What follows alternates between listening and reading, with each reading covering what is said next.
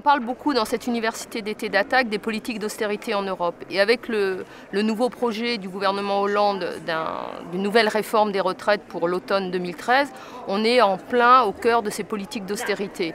C'est-à-dire qu'en fait, l'argument donné par M. Hollande, c'est exactement celui que nous donnait M. Sarkozy en 2010, à savoir, on vit plus vieux, donc il faudrait travailler plus longtemps comme une espèce d'évidence. Or, quand on regarde la réalité des choses, d'abord on vit plus vieux, mais pas forcément en bonne santé, ça c'est la première remarque. La deuxième remarque surtout, c'est qu'aujourd'hui, la moitié des gens, quand ils partent en retraite, ne sont plus dans l'emploi. C'est-à-dire qu'ils sont au chômage, ils sont en congé de longue maladie, ils sont en dehors de l'emploi. Et on sait aussi qu'il y a aujourd'hui 5 millions de chômeurs et chômeuses en France. Donc, avoir l'idée de faire travailler plus longtemps, c'est en fait, je veux dire, ne pas se donner les moyens de partager le travail et donc derrière aussi de partager la richesse.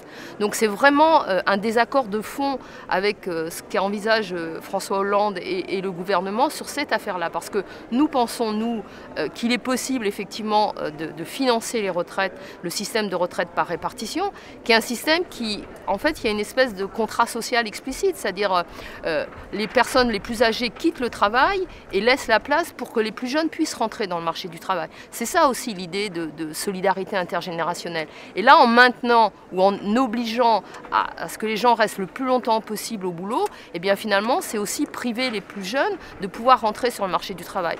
Donc je crois que ce projet de réforme, bon, tel qu'il risque d'être mis en œuvre s'il n'y a pas de mobilisation sociale, mais on en reparlera, eh bien c'est à la fois une aberration économique et c'est profondément quelque chose d'injuste parce que de fait, en réalité, les gens ne vont jamais travailler 42, 43 ou 44 annuités. Et donc, en fait, leur pension, au fur et à mesure, va se réduire. C'est ce qui s'est déjà passé avec les réformes précédentes.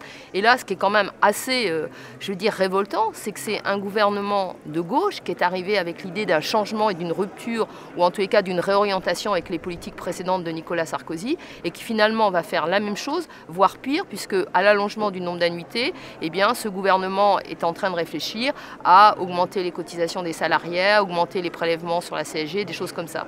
Donc on est vraiment dans de l'aberration économique et dans de l'injustice sociale. Donc c'est pour ça, je pense qu'il est très important de se mobiliser rapidement, puisque pour ajouter encore, disons, je veux dire une critique très forte à ce que fait le gouvernement en matière de retraite, c'est que c'est un calendrier qui est encore plus resserré que celui qu'avait fait Nicolas Sarkozy en 2010. C'est-à-dire que le projet de loi sera connu fin août, il sera déposé devant le Conseil des ministres mi-septembre et mis en débat à l'Assemblée nationale en octobre. C'est-à-dire qu'on voit bien que le gouvernement refuse qu'il y ait un débat citoyen qui s'installe dans le pays sur, effectivement, on vit plus longtemps, mais donc à ce moment-là, le débat qu'il faut mettre sur la table, c'est quelle part de la richesse produite on met pour financer les retraites. C'est ça le débat de fond qui est intéressant. Et si, effectivement, on regardait la fraude fiscale, on regardait la part des dividendes dans, je veux dire, le capital aujourd'hui, on sait qu'aujourd'hui, c'est 94 milliards qui est affecté aux dividendes versés aux actionnaires.